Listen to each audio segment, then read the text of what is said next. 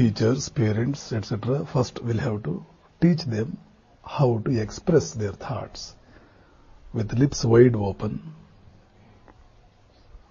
tongue given all the relevant and required twist, letters and words very properly and clearly expressed. They have to talk. Today education is a big joke.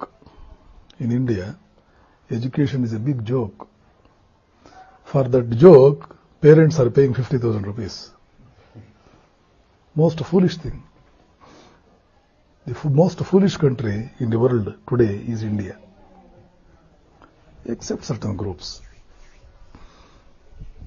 Every group is suffering from lots of foolishness. For example? Parents. Typical example is parents. They don't have an iota of what education is.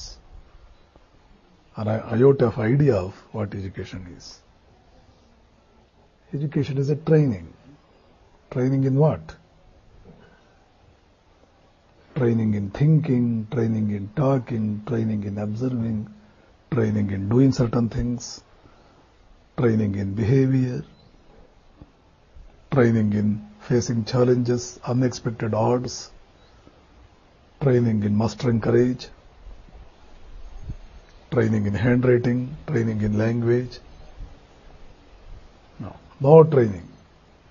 Simply going through some book, mugging certain things, vomiting out in the examination, getting some marks, and always suffering from that unripe ego that I am very much educated but unfit for anything.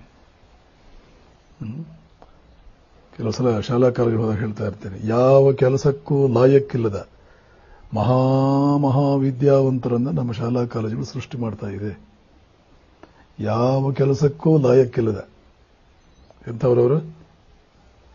ಯಾವ ಕೆಲಸಕ್ಕೂ ಲಾಯಕ್ಕಿಲ್ಲದ, ಯಾವ ತರಬೇತಿಯೂ ಇಲ್ಲದ ದೊಡ್ಡ ದೊಡ್ಡ ವಿದ್ಯಾವಂತರನ್ನ ನಮ್ಮ ಶಾಲಾ ಕಾಲೇಜುಗಳು ಸೃಷ್ಟಿ ಮಾಡ್ತಾ ಇದೆ. That is A joke.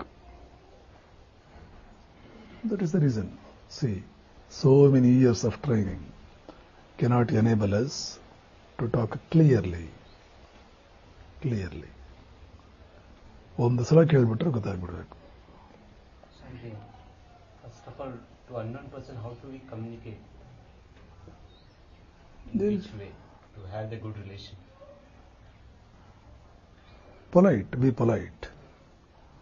Be polite. Let the muscles on the face be a little bit relaxed. A little smile on the face. And definitely, sincerely, with some respect in the heart. Have some respect in the heart for that man. And let it be honest. Honest and sincere feeling inside can make itself clearly expressed out. And the man whom you are communicating to will feel that you are respecting him. It pleases him. He will also, in a cordial way, reciprocate to your thoughts. A little of understanding will ensue between you two. A little of sense of appreciation will come between you. It relates you in a very smooth way, in a very cordial way. Then communication becomes extremely smooth, natural, effective. What is this? Communication is the main important thing. Yeah. What is fundamentally required is be a virtuous personality. Sincerely be an honest man. Cheating, intelligence, the so-called intelligence, cheating, cleverness will not cut the ice. It won't take you anywhere. I have seen millions of people, millions of boys who were the very personification of ego, thinking that they are very great people, and afterwards they are reduced to a big zero. They have become laughing stocks in the eyes of the world. There was a boy studying in high school level, somewhere in 9th standard or so, very, very intelligent boy. All the members in the family used to say, we want to put him to IAS. And he was capable of passing IAS also. But that ego ensued. When you start appreciating young boys and young girls, they can't digest that appreciation. You should not give any person anything which he can't digest. If you give a person rice which he can't digest, it will result in a disease. Is it not so? Similarly, appreciation should not be given to people who can't digest it. Thereby you are ruining him. But as I said, most of the parents are foolish, In the beginning itself I made the remark. 99% of Indian parents, they are extremely foolish. They never know all these things. They went on praising that boy before each and everyone. We are putting our Satisha to IAS. He listened it 200 times. Oh, my parents are putting me to IAS. I am going to become an IAS. Even while he was in 9th standard, in the world of his imagination, he had become an IAS officer. So he started behaving like an IAS officer, bossing over each and everyone, including his parents. Bhasmasura Katha. But Swamiji, all parents are not alike. Like what is... Yes, exceptions. That is why I said 99, not 100. When I say 99, it means 1% are an exception. And ultimately what he became? He passed SSLC in ordinary first class, 65%. Oh, something must have gone wrong with the evaluator, with the examiner. Otherwise, how can he get 65%? That was the reaction. In second year PUC, he failed. And later, he worked as a helper, an assistant to some contractor, building contractor. He could not become even a contractor. He became a helper. After some 10-20 years of experience, he became a contractor. After all, who is a contractor? Not such a glorious position. Even though every person has got his own dignity, that is a different thing. But going by social philosophies, social cultures and all that, a contractor is not anything very much great in any society. Is it expecting something from someone, is it wrong? Definitely not wrong. We have to expect certain things. But before expecting, you should know how much that person is reliable. If you expect something from an unreliable source, you are bound to be doomed. You will enter into that phase of disappointment. You expect only certain things from him which he can definitely deliver. And you expect whatever you want from those people who are capable of not disappointing you. So, all these things will fall under what is known as prudence. Man must be prudent in his approach. He must be prudent in his dealings. That prudence is very much required. A prudent mind, a matured mind, a trained mind.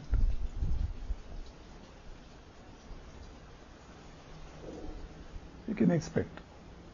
What's the role of friends in our life? Friends will help in their own way, provided they are good friends. They will help, they will not help, they will destroy you in their own way if they are very bad friends. You must be extremely discriminative while making friends. A friend is almost like your destiny creator. Silently, he influences you remarkably. All need not become friends. If you are friendless all through your life, there is nothing wrong. As far as I am concerned, the best friend for anyone is his parents, if parents are highly educated and wise, teachers, if teachers are very much loving, or I should better say, the best friends are books and sannyasis of Ramakrishna order. With all assertion I can say, try to befriend with the sannyasis of Ramakrishna order. They are all, committed to realizing the dreams of Swami Vivekananda. Wherever you go. Most of them are not very highly educated. Some of them are extremely educated, very highly educated, very much capable of running the affairs of the world. So many are there. Extraordinary in their brilliance, in the capacity to handle human affairs and all that. But no one will misguide you, because they are, as I said, they are all committed to realizing the dreams of Swami Vivekananda. And Vivekananda's greatest dream was, he wanted every Indian to be more than him, to be greater than him.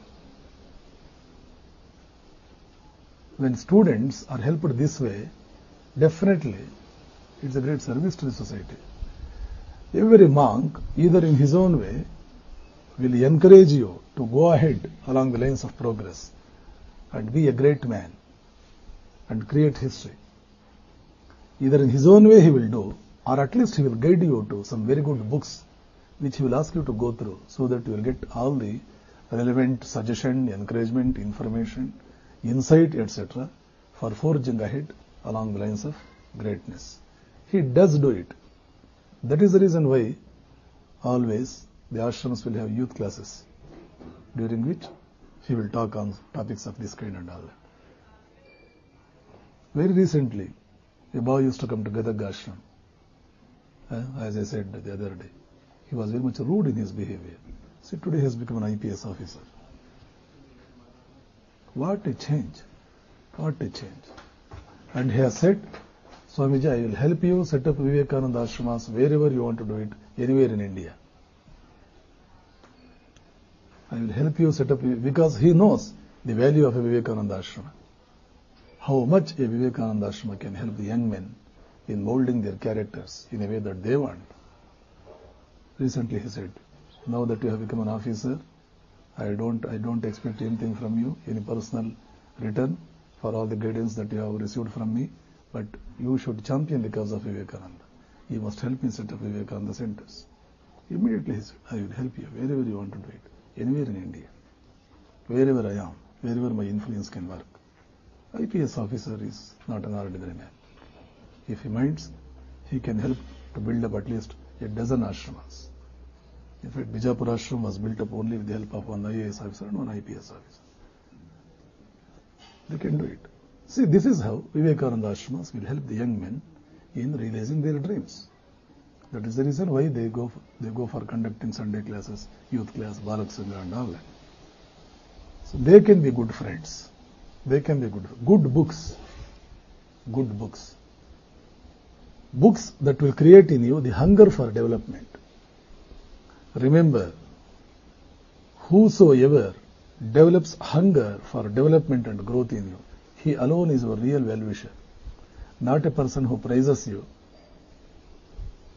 Not a person who may even help you in some small way. They are all our well-wishers, no doubt. The greatest helper, the greatest friend of you is the one who goes on creating in you that unquenchable thirst for furtherance of your growth.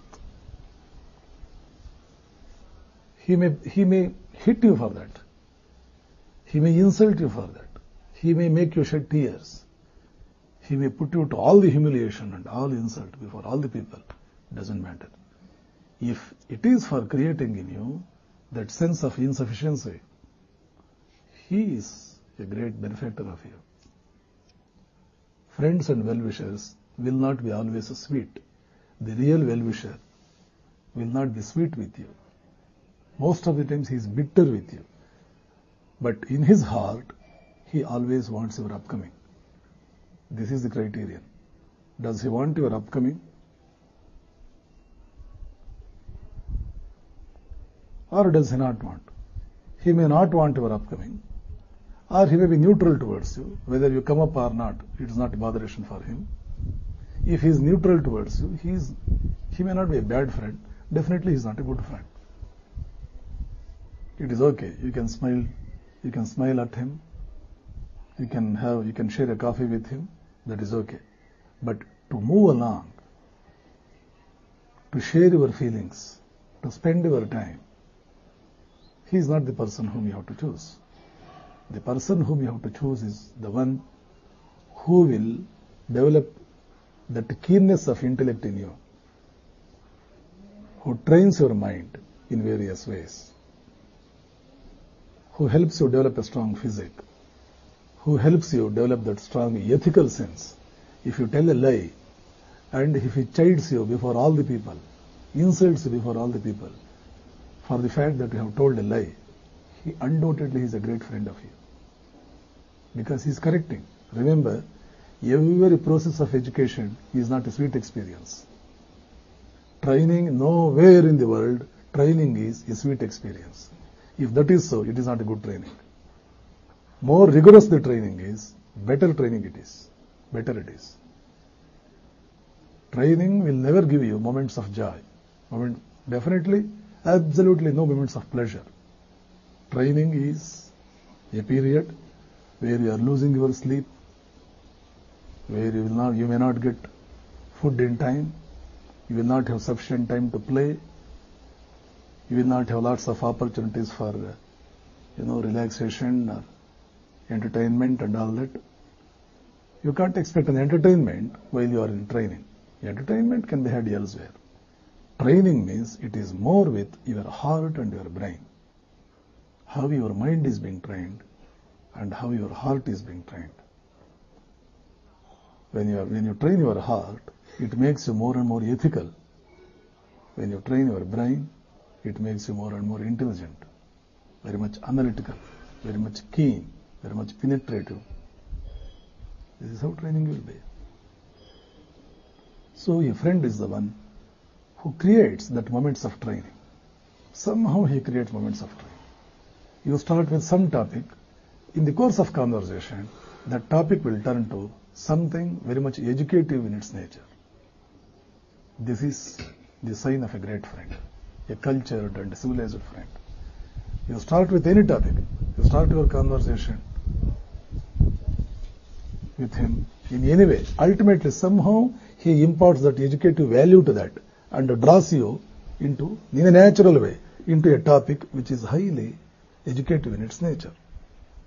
And once, if you enter into the discussion of the topic, it sheds light upon you. It gives you some light. It increases your knowledge.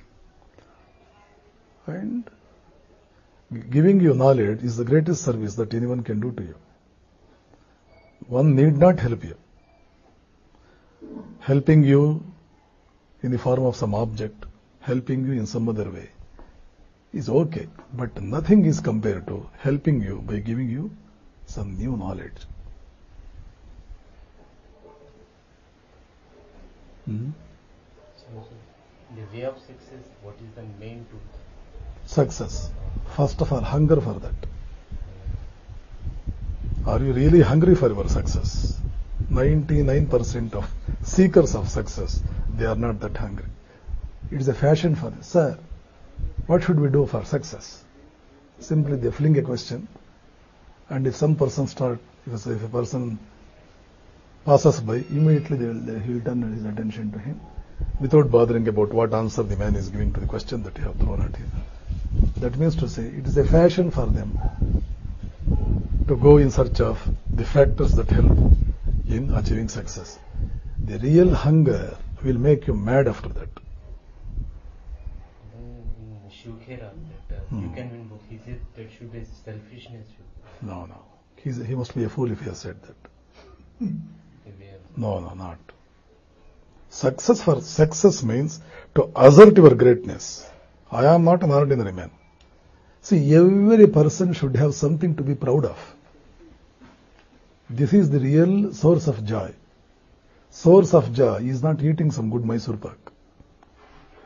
Source of joy is not befriending with some beautiful person and spending some time in a carefree way. That is not the source of joy. They are all sources of joy for a very low level people. People who are still in the stage of animalism. Manushya rupena mrugaha. The human beasts, they can derive a lot of joy at that low level. It is okay.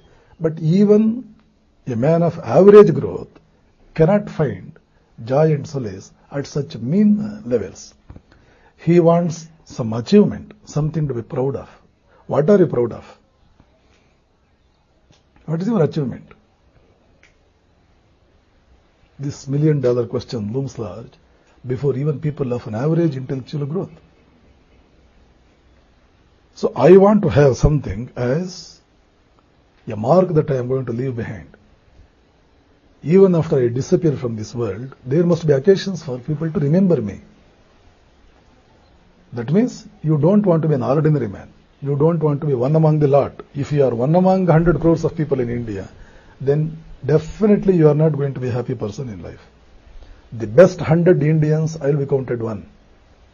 If that is not the thing, the best 1,000 Indians, I will be counted one. best 1,000 people in Karnataka, I will be counted as one. It is okay.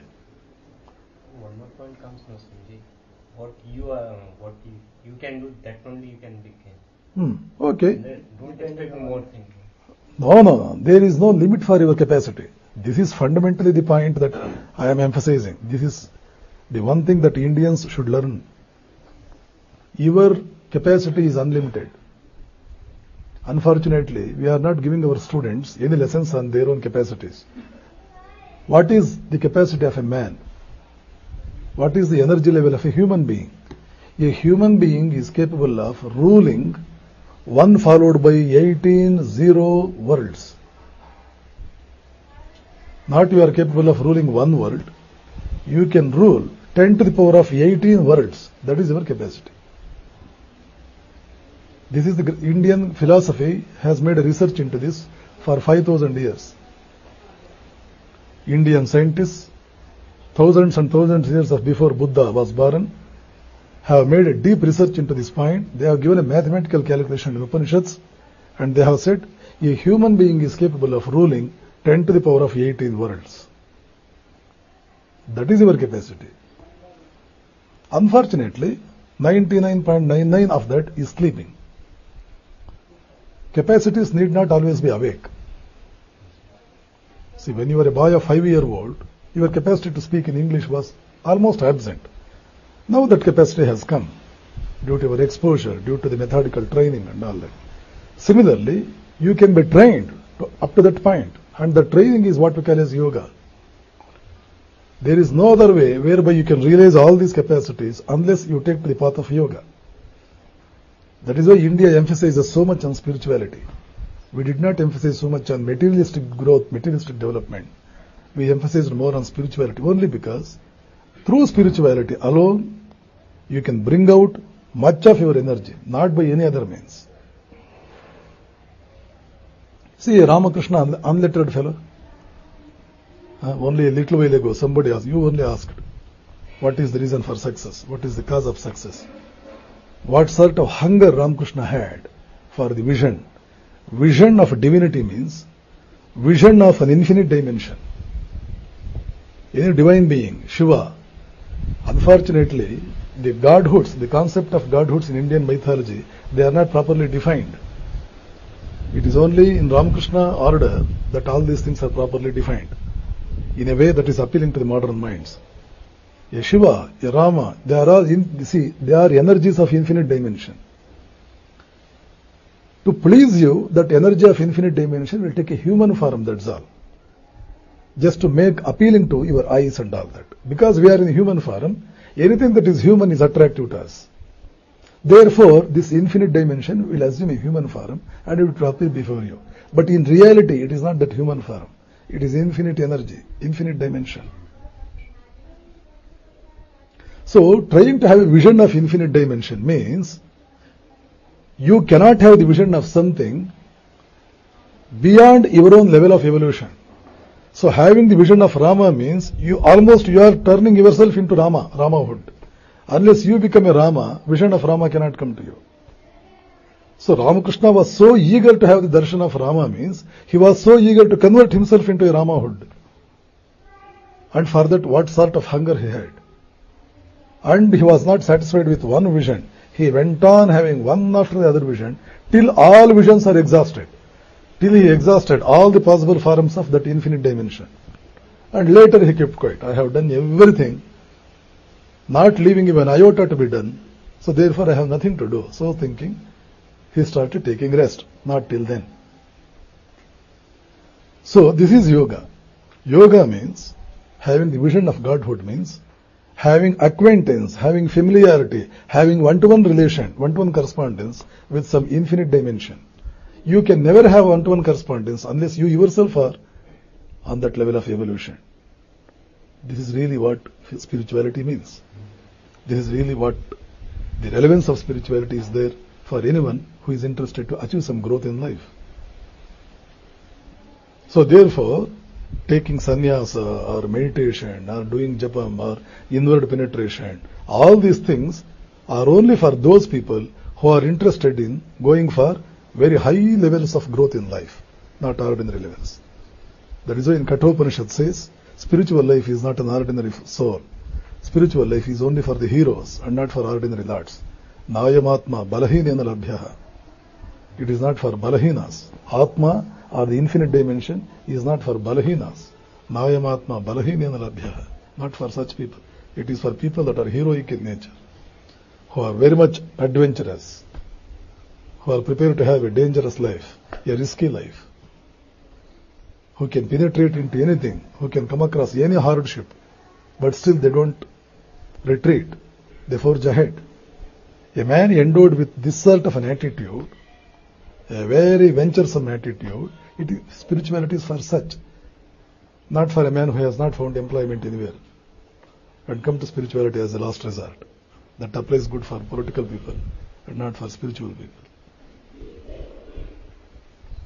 What do you call a real success? Real Success. success. See, you cannot in a cut and dry way or in a fixed way define success. Many people say success means getting what you want. I would rather like to define it as success means getting what you should, not what you want. Getting what you should. What should you get? This infinite dimension you should get. You should grow to be an infinite personality. This is what. Anything less than that is a partial success, not a complete success. Anything is a success for you. Today, if you want to eat some good food, some very good sweet, which you like most, and you have got that, it is also a little success. You wanted to sit for 1 hour straight, in a straight posture, without any sort of reclination or something like that, and you were able to do it. It is also a success. But in general terminology, in a pragmatic way, you can say success means getting what you should. And what should you get? Not kingship, not prime ministerial position, but getting that infinite dimension, according to Indian philosophy. So many other philosophies define success in so many other ways. That all depends upon the background in which they come and background in which they view the point. But as an Indian, as a philosopher, as man of spirituality, my view is success means getting what all you are capable of getting. If you are capable of getting $1 million and you have got only $500,000, no doubt you are successful, but in a partial way. Try to realize all your capacities. That is success. Till then, you are on the path of success undoubtedly. You are on the path of success, but you have not reached the destination. Being on the path of success itself is something very much elating in experience, something delightful in that experience. It's a very delightful experience. You need not reach the destination. Even the little of distance that you have covered along the path can offer you a lot of elation and joy. But why stop there? It is okay, there is elation, there is joy. But why stop there? Uttishtata jagrata, heli, eddeli, guri muttuvarigu nilladiri. Guri muttuvarigu nilladiri. So this is Vivekananda's call. Guri mutti. What is that guri? Reaching that point beyond which there is nothing to achieve. That is the final point. There is nothing to achieve beyond that. Reach that. Be hungry to do it. Throw away all your occupations till then. At least till you reach a stage. So this is how the student culture, academic culture in India was before the outsiders came and destroyed all our cultural richness. Till Gupta's period, you can say. This is how boys and girls were trained in the beginning of their life, till they reached the age of 25. Achieve whatever you want. And what remarkable, what marvelous achievements they made as a result of this wonderful education system. They produced all sciences, they produced mathematics, they produced medical sciences. Alexander was awestruck to see the expertise of Indian doctors. He appointed Indian doctors to treat his army to the replacement of Greek doctors. Greek is nothing compared to India in its capacity in developing sciences. Leave aside spirituality and all that. Even in material world, we were next to none. Because that sound education system was there. Our boys were given that wonderful training. There are evidences to prove all these points. It is unfortunate. We have kept aside all those wonderful things, and we are passing through a very shallow education system, as a result of which the products of our universities are mere carriers of information and nothing more than that. Not a single Nobel Prize.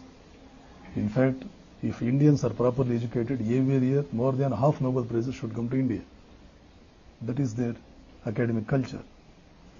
Where is it? Swamiji, role of the syllabus in our life is very important. Role of? Syllabus. तो उसके लिए rule कैसे maintain मतलब करना? क्या? Education. We are talking about syllabus. Yeah, syllabus has to be replaced. Syllabus has to be replaced with a better one. Educationists should give a serious thought to it.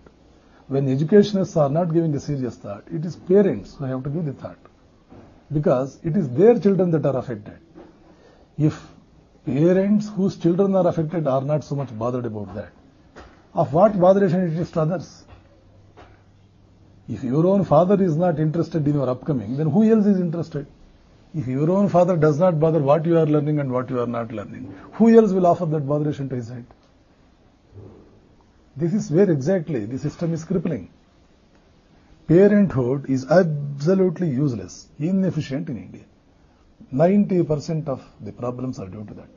Parenthood is extremely inefficient, extremely unfit. They don't know anything.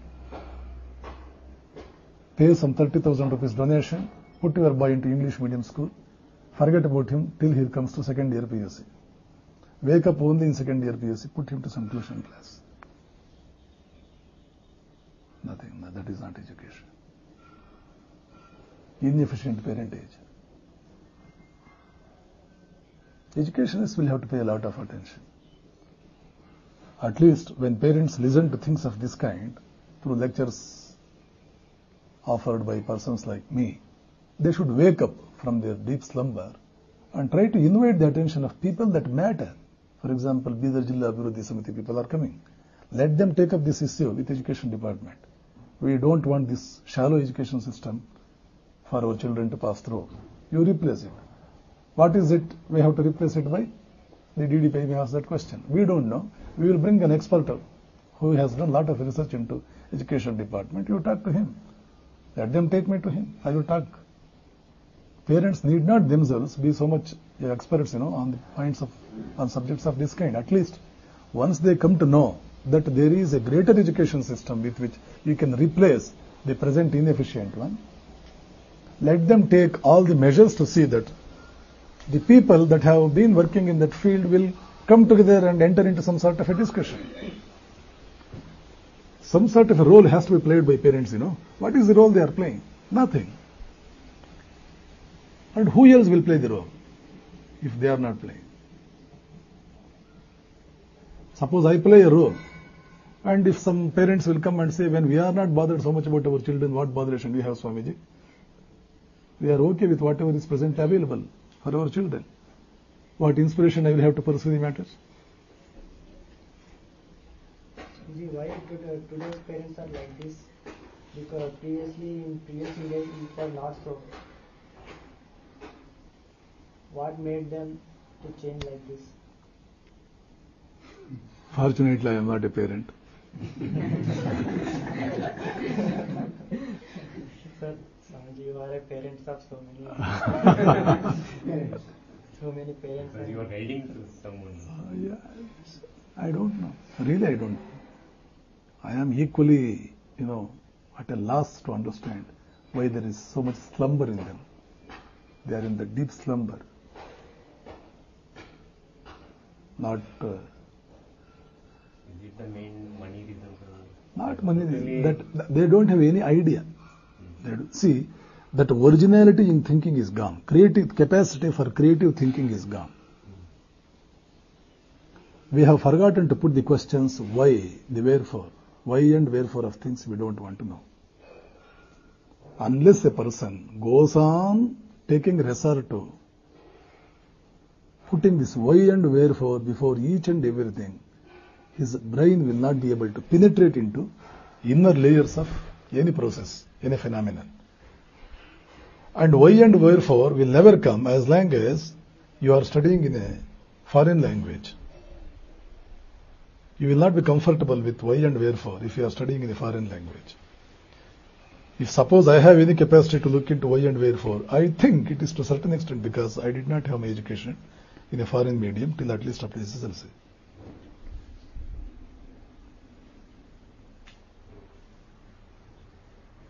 Swamiji, what is your opinion for today's youth that what way they should lead for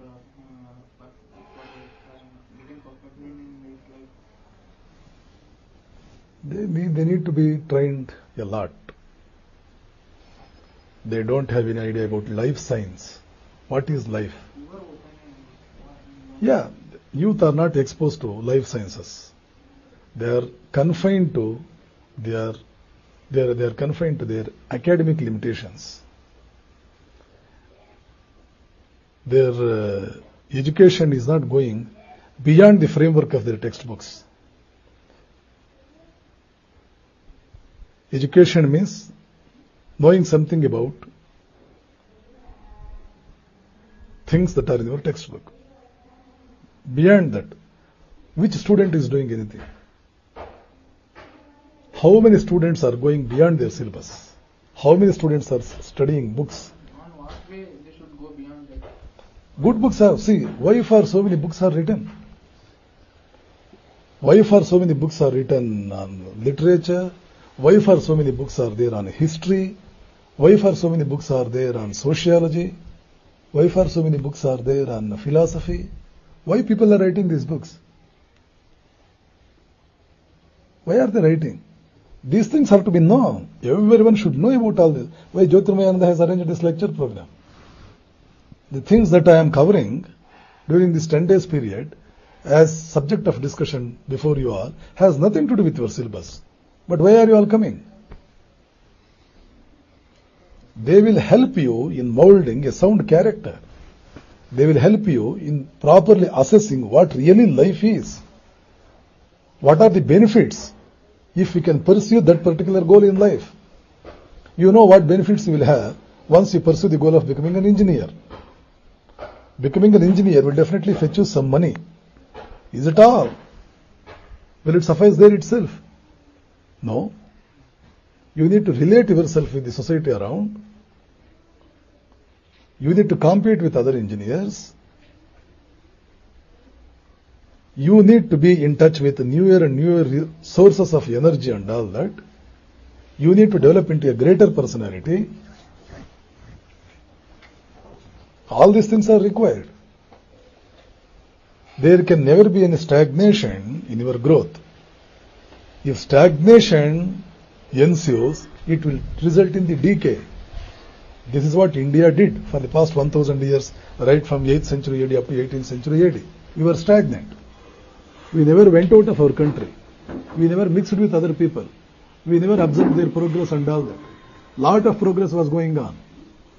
Rifles, etc. were being discovered. When outsiders came to India with all rifles and all that to conquer us, we were fighting against them with some arrows, elephants, horses and all that.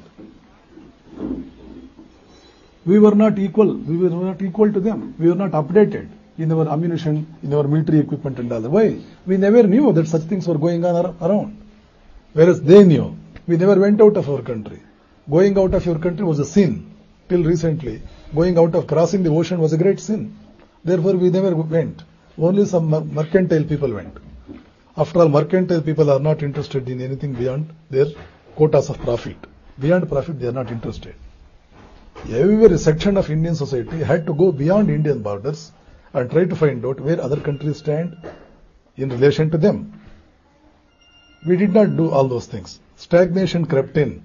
The result was we suffered through untold miseries for 1,000 long years. It is a great lesson for us. That means we need not cover ourselves, not to be exposed to the influence of others. We have to break our barriers, move into outside, because this world is always, ruled by the competent people.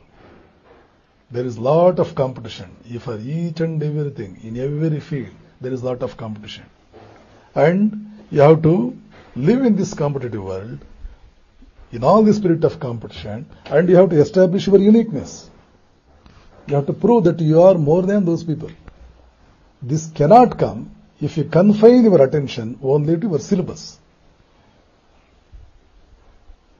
How will it come otherwise? It will definitely come once you know so many other things that work as complementary factors that help you in molding a better character. For example, communication skill. Who will teach you communication skill? There is nothing like a subject whereby you can be taught about communication skill. It has to come only by virtue of your practice. It has to come only by studying which word will be more effective when you use under a particular circumstance. There are so many synonyms in English language. In the list of those synonyms, which is the word that is more apt, which is most apt, so to say, for a particular occasion? All these things you have to know. You have to know the different meanings of all these synonyms and all that, which word you have to use and all that, and how you have to express yourself, how you have to be precise and to the point and all that, how you can face the interview, how are you going to convince a man who is going to challenge your idea about a particular concept. All these trainings you need to have, in addition to your academic excellence or in addition to your academic merits and all that. So, all these things will have to be learned. They can come only by going through the books other than your syllabus. So this is one great lacuna that one can observe with our present-day student community. They do not want to go beyond what is absolutely necessary for them from the point of view of the examination. If anybody says, if you are 25 years old, we will declare you as graduates, you need not appear for any examination. No student will appear for any examination. Once you reach the age of 25, you are declared passed.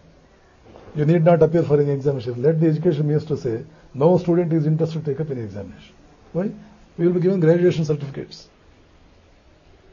They want a certificate. With that, they want to find some job. With that, they want to earn something, fill their belly, and remain the human beasts.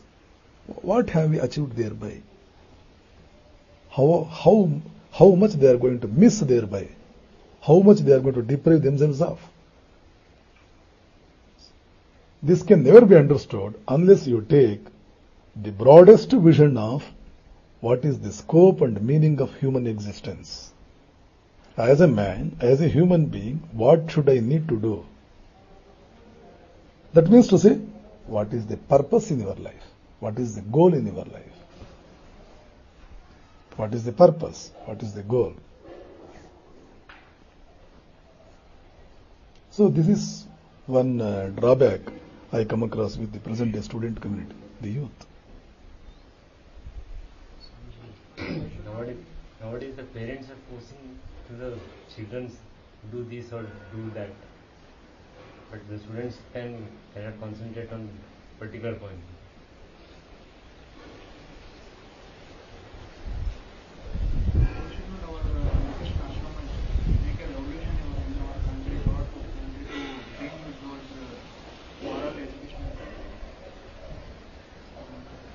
Revolution in the sense that Lenin did that or Napoleon did that need not emerge from any Ramakrishna center. Revolution is of various types. They are giving you all the requisite impulse, stimulus. They are giving you all the stimulus, all the inspiration to do all these things through their books and speeches. Many people don't know what I am telling all these days. How could I come to know? I had to do a lot of tapasya, I had to do a lot of meditation, I had to do a lot of studies and all those things. As a result of which, today I am in a position to say something which others may or may not be in a position to say. How much time I had to devote in order to put myself in this position, to impart myself this competence. How much time I had to spend. Where is time for me, for other things? Because I devoted so much time and energy for the study, for meditation and all those things, I am in a position to apprehend, I am in a position to feel what others are not in a position to do. Meditation I have to do, study I have to do, revolution I have to do, then why for others are? what others are doing. So therefore, this is how things are. A monk cannot actually initiate any sort of a revolution in the ordinary sense of the term. He can give you inspiration. He can give you all the stimulus that is needed. Vivekananda did not enter into freedom struggle, but without a single exception, every freedom fighter was inspired by him. This is exactly what a monk is supposed to do. That they have been doing. They have done a lot. That is the reason why I said, if you can go through just 10% of the books that Ramakrishna Mission monks have written, that is enough for you to revolutionize the whole world. You can bring about 10 revolutions in the world. That is enough. Take any relevant subject. Hundreds of books are available. Just on education, at least 100 books are available. Personality development. Hyderabad Ashrama has brought about at least 24 books on personality development. Today in Ramakrishna Order, you have more than at least 20 to 30 books just on the subject of personality development. 20 to 30 books. What more do you need? So what is needed is, things are distilled down. Things are supplied. Things are provided in the book forum, in the cassette forum, in every other forum. This is enough for the young generation to receive all the impetus and all the inspiration to go for the realization of New Year and New Year channels of their energies. Look into your own self. You will see hundreds and thousands of mines of energy untapped. There are mines of energy. If manganese mines can offer you so much, how much mine of energy can offer you? You have mines of energy, intellectual mine, spiritual mine, and the treasures available in those mines are inexhaustible. That's what I said. You can rule 10 to the power of 18 worlds. That much energy is coiled up. At least going by the version given by the studies that have taken place till now. We do not know what else is still there. The studies that are carried out till now are able to reveal that so much energy is coiled up within every human being. This is not just the opinion of Indian philosopher. Even a scientist like Einstein has said that. Einstein supports this point. He says, at least every human being can get 8 Nobel Prizes. I have got 2 Nobel Prizes, and I know I must have made use of 1/4, a quarter of my energy. I should have made of a quarter of my energy. Going by Einstein's sense, you are able to get 8. Every human being is capable of so much. But where are we? Compared to all these studies, where are we? So what is very much needed is a disciplined action. A disciplined, systematically carried out, a proper, regular, sincere action is needed. Effort on the part of younger generation is very badly needed. So therefore, first develop that hunger, develop that guilt, develop that sense of deprivation. Be unsatisfied with the little progress that you have made till now. Whatever progress that I might have made till now is nothing compared to what I am capable of. I should go for higher achievements in life. Make all your energies concentrated in that direction. Now energies are getting dissipated. Our youngsters, they are recklessly wasting their energies. Your media is helping you a lot in the process of wasting your energy. Your energies are drowned. You are drowned and they are drained.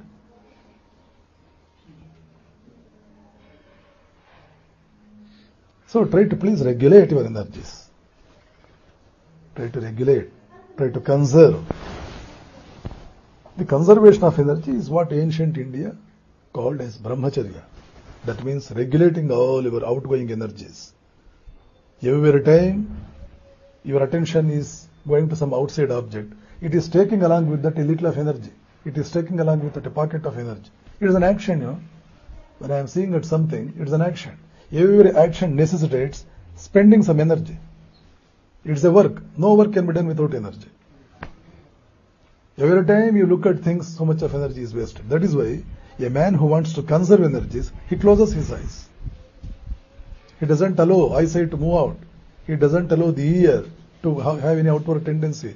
He closes all senses and directs them into the inner being of his personality, where all the energy minds are coiled up. All the energy minds are. He penetrates into energy mines, in the depths of which the energy is found. Therefore, students should know how to do meditation. They should know how to conserve their energies, how to regulate their tendencies, how to discipline their tendencies. All these things they will have to know. It is a part and parcel of student life. Students that have done like that, they have come out with remarkable achievements. A girl from Dharwad, who took all these sessions very seriously, was able to create an all-time record for the whole Carnatic University. She got so many marks, which is the highest in the history of the university, not for that particular year. For that particular year, she was gold medalist. She was first. Right from second year PUC up to MA final. Without a single exception. Right from second PUC up to MA final. Every year she got the record marks for the whole history of the university. She followed the methodology suggested on these lines. So this is the fruit of the disciplined action. Disciplined actions will invariably give you the necessary fruits. They won't deprive you of anything.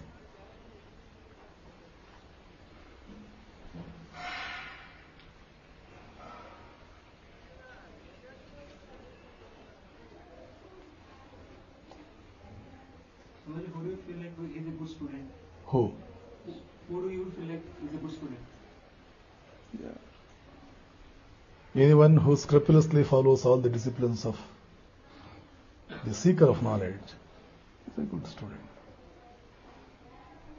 Not merely academic excellence. Academic excellence will come unasked. Once you follow these methodologies, academic success shall come. More than the academic success, you will be a successful man in human pursuits.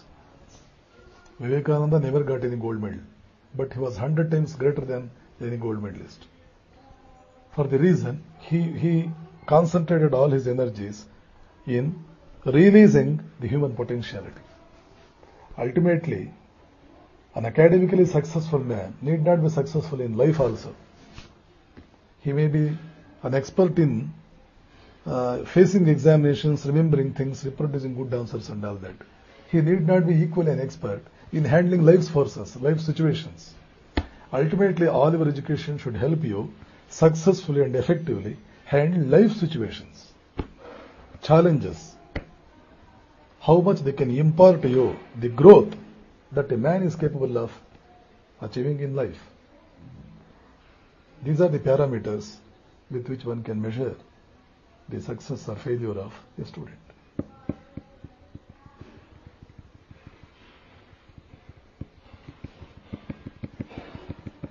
ನೀವೆಲ್ಲ silent ಆಗಿ ಕೂತ್ಕೊಂಡ್ಬಿಟ್ಟಿದ್ದೀರಿ.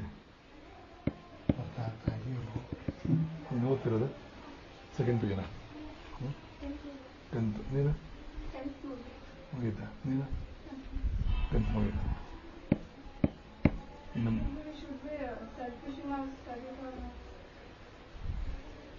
how that question will come? Being selfish in studies means what? Not helping your friends understand the concept which they are finding very difficult to go through. Why should you be selfish? Help them. Don't be selfish.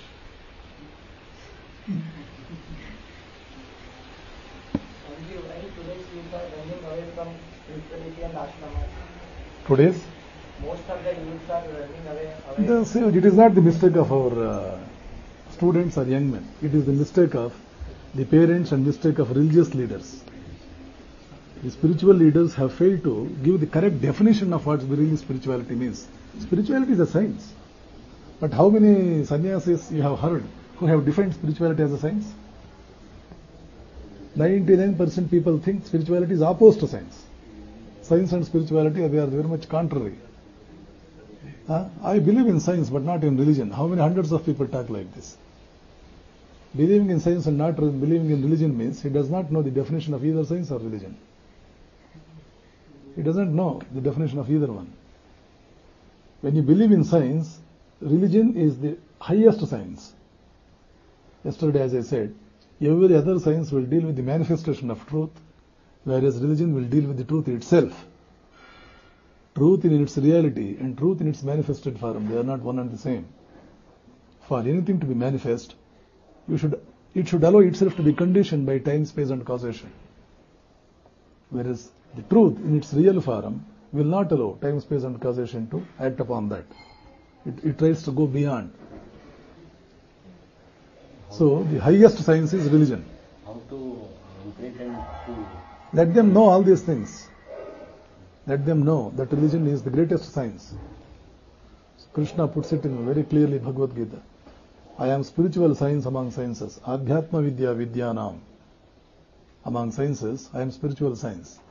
Because spiritual science is the greatest science. Again, in all, reason comes to parents. Don't blame your parents. I know all the instructions given by parents you are not carrying out. You will not listen to parents unless you yourself are interested in that. There are hundreds of occasions when you violate the instructions given by parents and what you want to do. What I think is, in today's condition, sometimes we have to go across beyond parents. There is nothing wrong in violating parents' instructions as long as they are within the ethical framework. My point is, there is what is known as self-respect. If your freedom will not affect your self-respect, you can enjoy your freedom. You can exercise your freedom. You can also violate the instructions given by your parent, provided that violation will not make you lose your self-respect. Man should never lose self-respect and esteem. That is also known as esteem. There are certain things that make you lose your esteem. If you do something unethical in nature, it will make you an unesteemed personality, which you should never afford to be. Maintain your esteem, maintain your prestige, your dignity. You are an honorable man. Anything that affects your honor, you should not do. As long as it doesn't affect your honor, you are free to do anything that you want. We can't sacrifice our honor for anything. That is the greatest asset and value which a man must ever try to preserve all through his life. You should not lose your honor. Be an honorable man through thick and thin.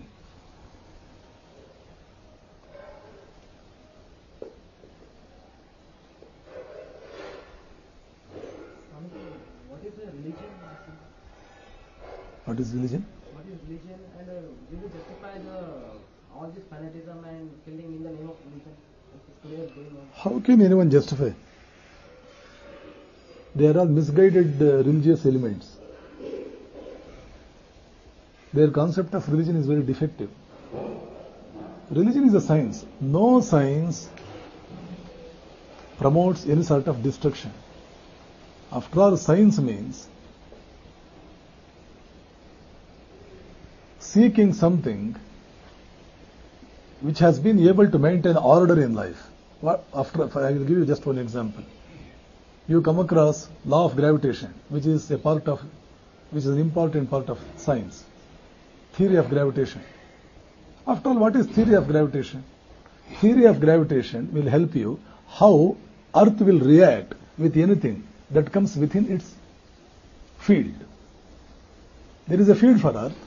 How Earth reacts with any object that comes within that field. This is theory of gravitation. What are Newton's laws of motion? Newton's laws of motion will deal how motion will take place, how the force will have its role in deciding the speed of an object, what will lessen the speed, what will increase the speed, what causes motion, what terminates motion. All these, dynamics about the motion of an object, you will study under Newton's laws of motion. Going by the example of, these two, what is the conclusion you are coming to while defining science? Science means knowing the laws in nature that are operative always. Spirituality, religion means knowing the science of inner world. When you will be happy, when you will not be happy. Beyond your mind and body, do you have anything in you? Are we just this body and mind? Or are we something more than that, beyond that? If we are something beyond that, what is that? How it is related to our glory and greatness in life? In what way my present condition is related to that inner subtle matter? Will that inner subtle matter help me to be greater than what I am presently? If it is so, how is it going to help? All these things will fall under the category science of religion. So science of religion will only help you to go for a greater growth, which physics cannot help you, which mathematics cannot help you, which chemistry or biology cannot help you. So if a person is only interested in achieving a greater growth than the growth that he can achieve through any other means, that means to say he is a strong religionist. He is a strong follower of a religion. If any person is doing anything contrary to achieving his own growth, he is not at all a religious man. He is doing something else in the name of religion. He is very much irreligious.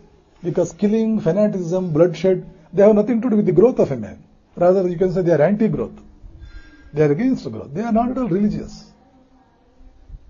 They have nothing to do with, no religion will give its sanction for such heinous acts and crimes that certain, inhuman or unethical elements have been inflicted upon the innocents now and then in different parts of the world. It is not religion. It is not at all religion. If anybody says they are religious, then it is the mistake of that religion which they belong to. If such people say we are Hindus, I will not agree that. You are not Hindus. Openly I can say. You are not Hindus. Defending yourself from the atrocities of outside elements is okay. If violence is the only way whereby you can defend yourself from the unscrupulous atrocities inflicted upon you by some external element, it is okay.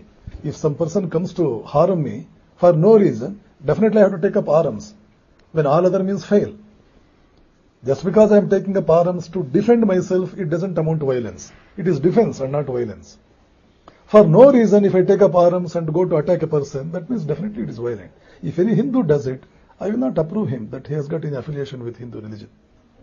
Similarly, the religious leaders belonging to other faiths also must come out with a declaration that they have banned, they have outcasted these elements that are bringing bad name.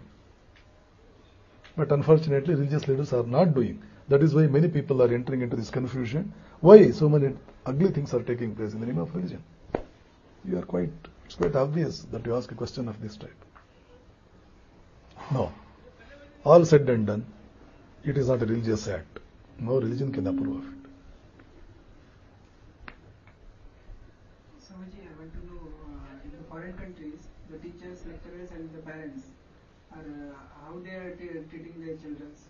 The same They are also, they are expecting or no. See, on subjects of this kind, guidance can come only from India and no other country. Because India's traditional and cultural values, they are strong enough, they are rich enough to give solution to challenges of this kind. No other country has, at any point of time in history, developed a right and effective solution for challenges of this kind. If India cannot provide, then the world goes without any solution. It should come only from India. And India presently is not providing. And that is the reason why the whole mankind is without any such solutions.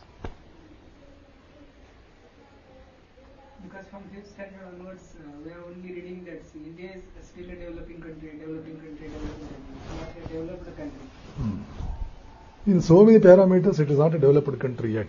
But the very definition of development needs to be revised. Development need not be. It is in a limited sense. It is in terms of the material acquisitions, material progress, per capita income, how many police stations a village have. Is it a good thing that a village has got lots of police stations? But that is how Western standards go.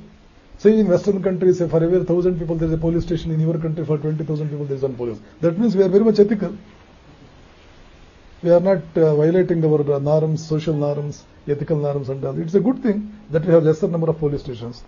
But for a Western viewer, it appears as a backwardness. You don't have sufficient police stations.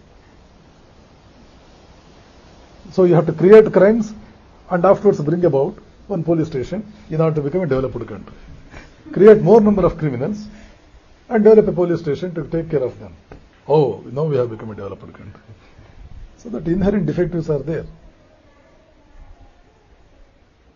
So their problems are different from here. One thing I would like to tell you, Westerners are not able to always take the total vision of any concept. This is the inherent problem with them. It is impossible for a Westerner to take a depth view of anything in this matter, even the science, even sciences, quantum physics, for example, any science. For 1,000 years from now, it will never be possible for a Westerner to give the exact picture of so many natural phenomena that are taking place.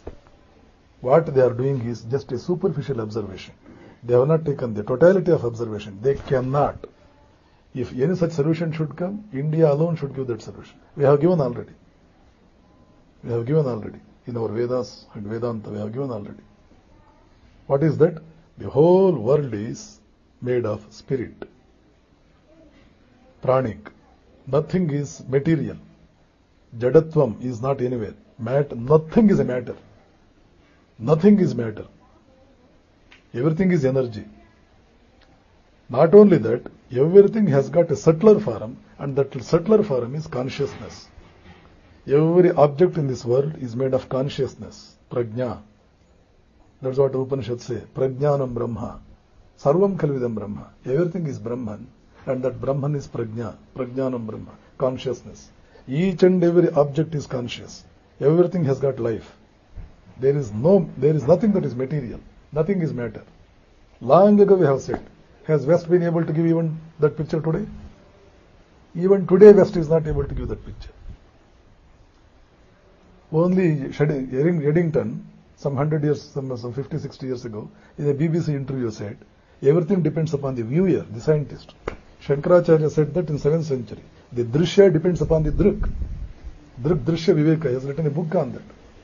The viewed, the concept of the viewed will always depend upon the viewer.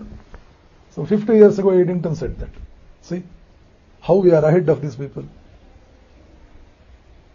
And they say we are backward because we don't have sufficient police stations.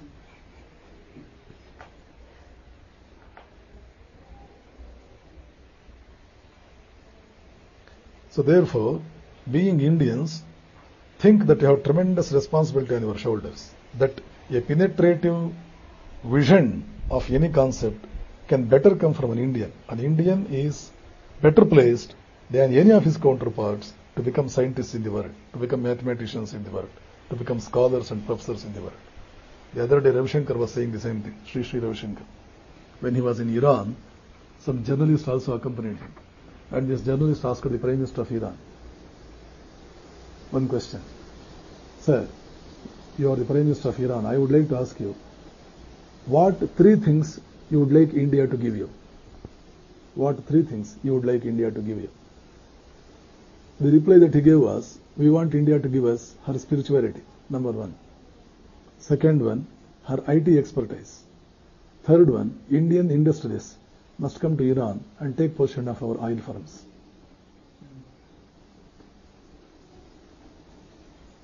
In all these 3 things, there is one common factor, that is, India's knowledge is very much appreciated. Spiritual knowledge, IT knowledge, and your ethical soundness. If an Indian industrialist like Narayan Murthy comes and takes possession of our oil firm, we feel we are better placed than an American having it in his hand. Presently Americans are having.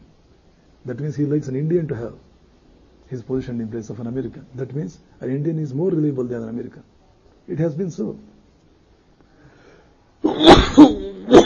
During the periods we were extremely strong politically, we never exploited other countries. We never attacked any country. Buddhist monks went to all countries available, all countries that they could, to the east of India. At least about nearly 100 countries they took Buddhism to. Not a single country they used a weapon. All people became Buddhists. Not a single country they have used the weapon. This is India's policy of foreign relations. Swamiji, China accepted the Buddhism, but now the relationship between India and China. Their Buddhism is bidden goodbye. They have become communists. As long as they were Buddhists, no such problem was there. Why? You see, after Maoists have taken possession of Nepal, even Nepal is not in friendly relation with India. Remember, a country's relation with India is very much decided upon how much he can endorse his respect to Indian thought. If Buddhism is respected by a country, invariably that country will be a friend of India. If Hinduism is respected by a country, invariably that country will be a friend of India. The relation with India is in direct proportion with how much that country can appreciate Indian thought. So therefore, having friends means taking our thoughts, taking our philosophy, taking our great knowledge to all other countries, spread them there and accept and have their acceptance for all these great things. Automatically that country will become a friendly country with India. It will be a part of your foreign relations. It will be a great national service. So we all must study Indian thought in depth, go out to other countries and give all the relevant and required expression to such things, to the appreciation of the people that listen to it.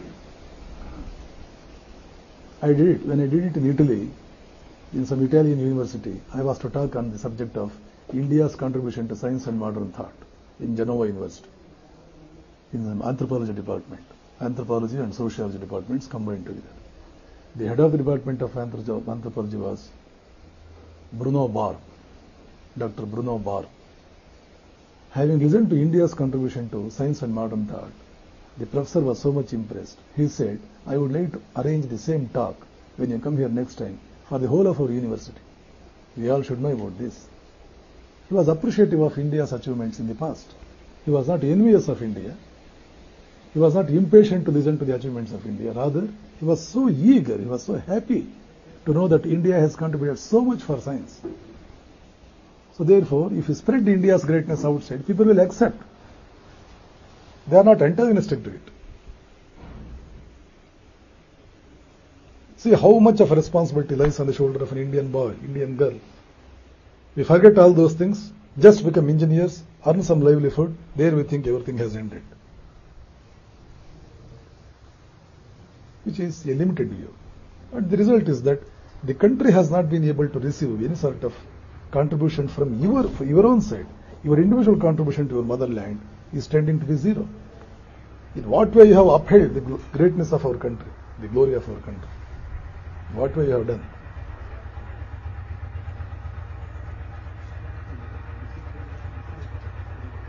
So therefore, in the background of all these things, all of you must deeply go through Vivekananda's works. And each and every one of you should be a miniature Vivekananda. You need not be such a great personality as he was. At least you can be 1% of him. You can do 1% of the services that he did to his own motherland. You can. Your ability is very much there. Only you have to make up your mind.